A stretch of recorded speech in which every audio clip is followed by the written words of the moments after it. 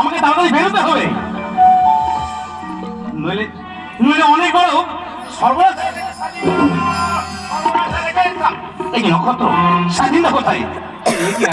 তুই এত উত্তেজিত কেন? কি হয়েছে আমাকে বল। আমাদের দক্ষিণ পাড়া হরি কাকা সামান্য পেটের ব্যথায় কৃতিবাবু নার্সিংহোমে ভর্তি হয়েছিল, কিন্তু আজ এখন খবর পেলাম হরি কাকা নেই।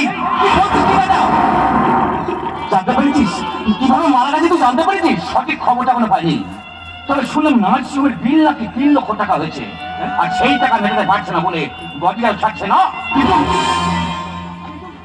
কিন্তু এটা তো একটা ক্রাইম। না না না না না, এটাকে এভাবে প্রশ্রয় দেওয়া যায় না। একদম ঠিক বলেছিস, এখনই গ্রামের লোককে একত্রিত করে ওই দিদি ভাইটাকে উচিত শিক্ষা দিতে হবে।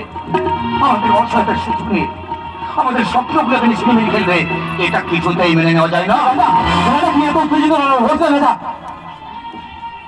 বসে তুই নিজের ক্ষতি করিস না রাজা। তুই না রে নক্ষত্র, এই রাজা কখনো নিজের কথা চিন্তা করে না।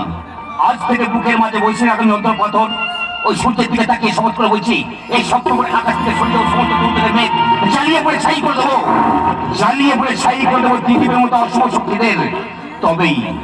তবে আমার বুক থেকে যন্ত্রণার পাথরটা সরবে, নয়। আমি সেই দিন হয়ে শান্ত, তবে উৎপীড়িতের